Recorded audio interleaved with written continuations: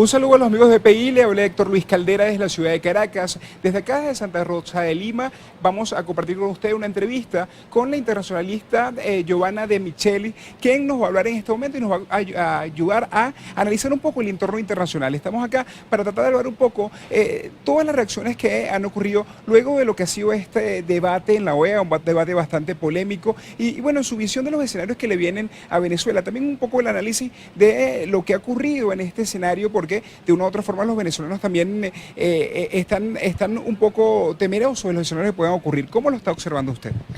Bueno, a ver, gracias. Definitivamente Venezuela está pasando por un muy mal momento a nivel internacional, y digo Venezuela con toda la intención porque quien tiene la función de representar al Estado venezolano a nivel internacional es el gobierno. En la medida en que el gobierno está teniendo dificultades, pues se está dificultando también la representación del Estado como un todo. Lo que vimos ayer en la Asamblea General de la OEA es como la mayoría de los estados del continente, porque son 19 estados, perciben a Venezuela como un estado perturbador de la paz y de la tranquilidad, y un estado que ha violado sus compromisos en materias muy sensibles, como por ejemplo lo que tiene que ver con la promoción de la democracia, la protección y la promoción de los derechos humanos, la necesidad de garantizar la independencia y la autonomía de los poderes públicos. Son todos los puntos que de hecho quedaron recogidos en la resolución que fue aprobada ayer. Si nosotros revisamos cada uno de esos puntos, vemos cómo cada uno de ellos hace referencia a una deficiencia en el ejercicio democrático en Venezuela, lo cual quiere decir que para estos 19 estados que aprobaron ayer la resolución en la OEA, estamos frente a un gobierno que ha perdido prácticamente su legitimidad de desempeño democrático. Nosotros queríamos también entender cómo usted evalúa también el comportamiento que ha dado. Mucha gente también está observando la votación y la está analizando desde el punto de vista numérico cuantitativo, sobre todo por el comportamiento de Nicaragua, que vemos que en esta ocasión se abstuvo, y veíamos que su comportamiento en sesiones anteriores era muy comprometido con Venezuela. Vemos esa abstención también con otras islas del Caribe, vemos también el caso de Uruguay. ¿Cómo usted evalúa estas votaciones si lo vemos desde el punto de vista individual? Sí, mira, las abstenciones hay que verlas cada una de manera particular. En el caso específico de Nicaragua, Nicaragua está en estos momentos atravesando una situación interna muy complicada y no le interesa ni retratarse muy cerca de Venezuela ni verse muy lejos de Venezuela. Retratarse muy cerca pudiera ser que parte de las críticas que se le hagan a Venezuela de alguna manera salpiquen también al gobierno de Daniel Ortega en Nicaragua. Y colocarse en la acera del frente de Venezuela pudiera significar que en un corto plazo, si Nicaragua necesita el apoyo de Venezuela, pues no lo vaya a conseguir. Entonces eso los obliga a ser bastante eclécticos en la posición, y me parece que eso es lo que explica su abstención. En el caso de Ecuador, Ecuador está manejando una propuesta, le hizo una propuesta a la Asamblea General y particularmente a Venezuela para que se realice una suerte de plebiscito, referéndum, a ver si la gente en Venezuela quiere que se repita el proceso electoral. Si estás haciendo una propuesta, pues es un contrasentido tomar postura en contra o a favor, y eso pudiera explicar su abstención.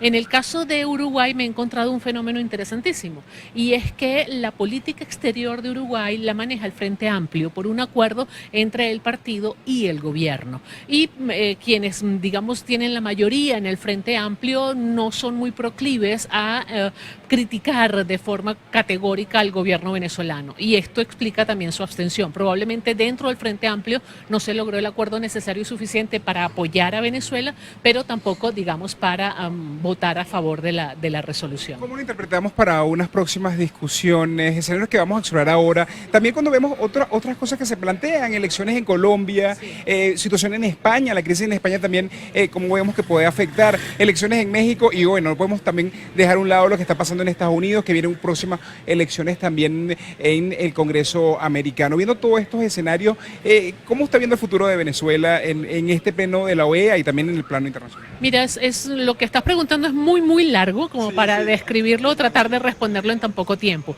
Cada uno de los casos amerita un análisis en particular.